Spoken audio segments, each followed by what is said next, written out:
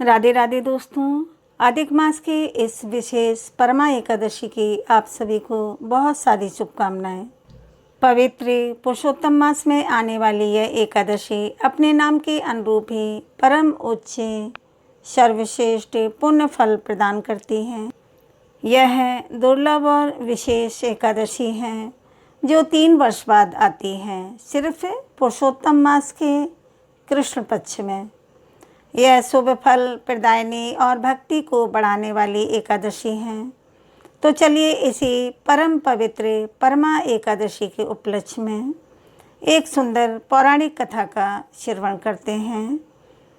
अधिक मास विशेष परमा एकादशी कथा का प्रारंभ करते हैं। परमा एकादशी की कथा का वर्णन भगवान श्री कृष्ण द्वारा युधिष्ठिर महाराज को किया गया था। एक समय महाराज युधिष्ठिर ने पूछा, हे प्रभु, अधिक मास के कृष्ण पक्ष में आने वाली एकादशी का क्या नाम है और इस एकादशी के पालन की क्या विधि है। तब भगवान श्री कृष्ण ने उत्तर दिया, हे राजन, इस एकादशी का नाम परमा एकादशी है। यह शुभ एकादशी पापों का नाश करती है और भौतिक सुख और मुक्ति प्रदान करती है। इस एकादशी के पालन की विधि पद्मिनी एकादशी के समान ही है। इस दिन परम भगवान की उपासना करनी चाहिए और इसी उपलक्ष्य में अब इससे जुड़ी हुई एक पौराणिक कथा सुनो जो मैंने कामिल नगर के मुनियों से सुनी थी। कामिल नगर में सुमेध नामक एक पुण्यवान ब्राह्मण रहते थे। उनकी पवित्रा नामक एक सती पत्नी भी थी। पिछले किसी जन्म के कुछ पाप कर्मों के कारण वे ब्राह्मण निर्धन थे। वे भिक्षा द्वारा भी अपना जीवन यापन नहीं कर पा रहे थे। वे और उनकी विश्वसनीय पत्नी निर्धनता में ही रहते थे और इसके बावजूद उनकी युवती सुंदर पत्नी कर्तव्य पूर्वक उनकी सेवा करती रहती थी। उनके घर में अतिथि आने पर वह अपने हिस्से का भोजन देकर उन्हें स्वयं भूखी रह जाती थी। लेकिन उन परिस्थितियों में भूखे रहकर भी उसका मुख निराश नहीं होता था।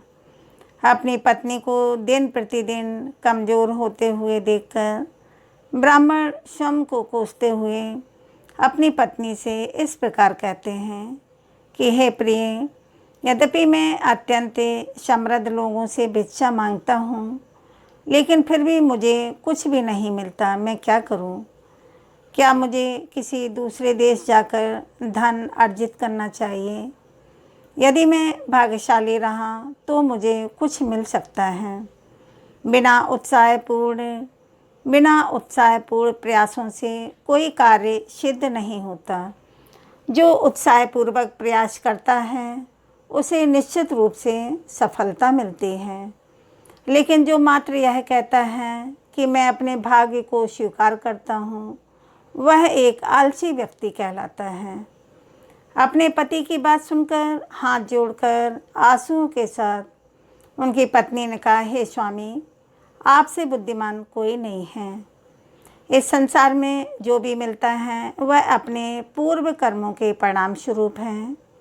अगर किसी के पूर्व कर्मों के पुण्य नहीं हैं तो अत्यधिक परिश्रम करने के बाद भी उसे कुछ प्राप्त नहीं होता।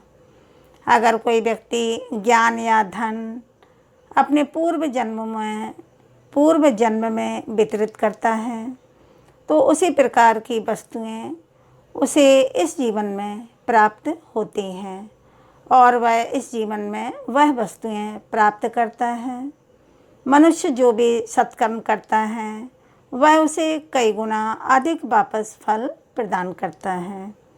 हे ब्राह्मण देव, ऐसा लगता है कि ना मैंने और ना आपने अपने पूर्व जन्म में किसी योग्य पात्र को दान दिया था या किसी को दान नहीं दिया था और इसीलिए आपको मेरे साथ ही यहीं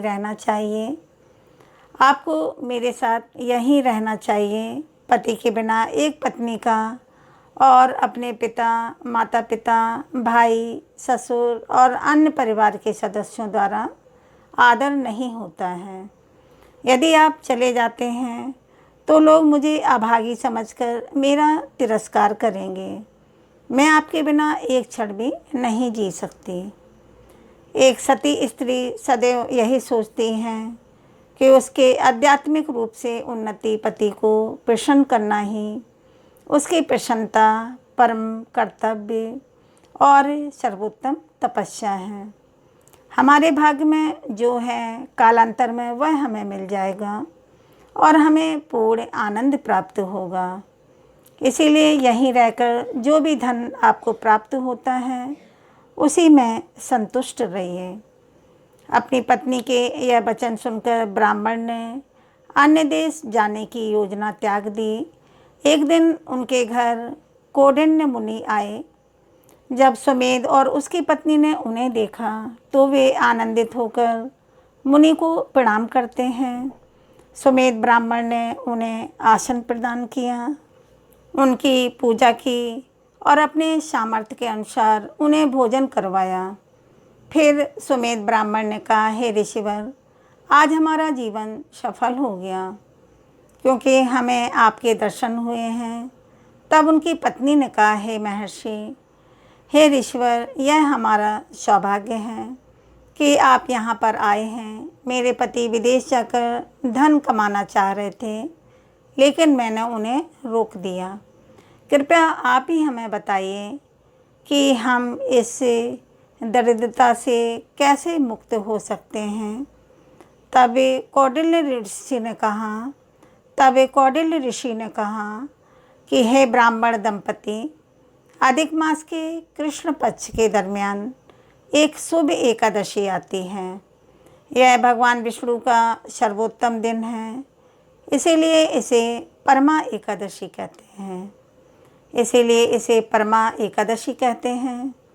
इसीलिए यह एकादशी व्यक्ति के समस्त पापों का नाश करती है, भौतिक कष्ट और दरिद्रता दूर करती है।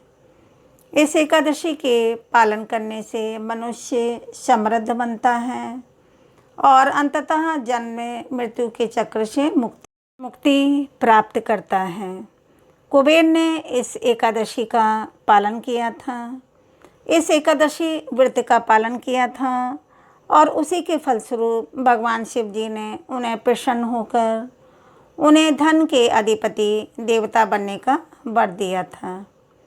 इस एकादशी के पालन से राजा हरिश्चंद्र ने अपना राज समृद्धि संपत्ति और अपनी पत्नी तथा पुत्र को पुनः प्राप्त किया था और इसीलिए आप दोनों को भी इस परमा एकादशी व्रत का पालन करना चाहिए। तत्पश्चात कौंडिन्य मुनि ने 5 रात्रि के व्रत का वर्णन किया। 5 रात्रि व्रत का पालन करके मनुष्य मुक्ति प्राप्त करता है। मनुष्य को परमा एकादशी के दिन से ही उचित विधि विधानों के अनुसार 5 रात्रि के व्रत का पालन करना चाहिए। जो भी अपनी क्षमता के अनुसार परमा एकादशी से प्रारंभ करके 5 दिन का व्रत रखता है, वह अपने माता पिता और पत्नी के साथ विष्णु लोक में जाता है। इन 5 दिनों तक यदि कोई एक बार भोजन करता है तो वह समस्त पापों से मुक्त होकर आध्यात्मिक जगत में जाता है। कौंडिन्य मुनि के निर्देश के अनुसार सुमेध और पवित्रा दोनों ने परमा एकादशी व्रत का पालन किया। परमा एकादशी व्रत किया।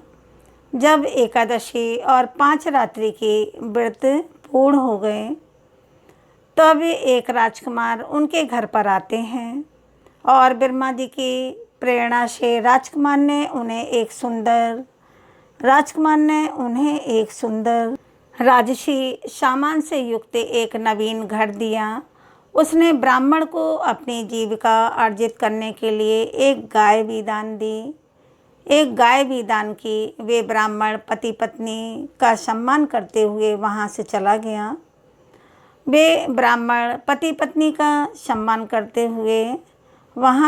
चला गया। इसके फलस्वरूप राजकुमार भी अपने जीवन के अंत में विष्णु लोक चला गया। जिस प्रकार मनुष्यों में ब्राह्मण श्रेष्ठ हैं, 4 पैरों वाले पशुओं में गाय श्रेष्ठ हैं। देवताओं में इंद्र श्रेष्ठ हैं। अधिक मास समस्त मासों में उसी प्रकार श्रेष्ठ माना जाता है। इस मास में भगवान श्री हरि की सर्वप्रिय पद्मिनी और परमा एकादशी आती है। मनुष्य जीवन प्राप्त करके अगर एक व्यक्ति एकादशी पालन नहीं करता है तो वह 84 लाख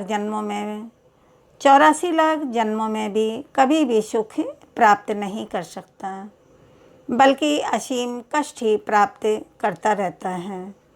महान पुण्यों के प्रभाव से ही मनुष्य का जन्म प्राप्त होता है और इसीलिए जीवात्मा को, प्रत्येक मनुष्य को अवश्य एकादशी व्रत का पालन करना चाहिए। इस प्रकार भगवान श्री कृष्ण से परमा एकादशी व्रत का महात्म्य सुनकर महाराज युधिष्ठिर ने भी अपने भाइयों और पत्नी के साथ इस परम पवित्र परमा एकादशी व्रत का पालन किया।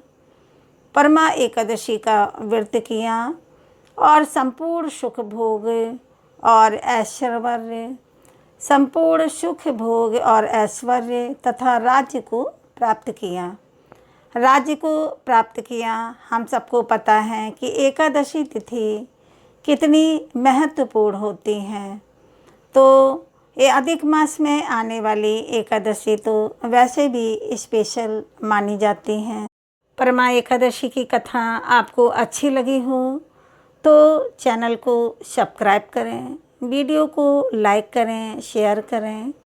अब मिलते हैं अगले वीडियो में। तब तक के लिए दोस्तों, राधे राधे, राधे राधे।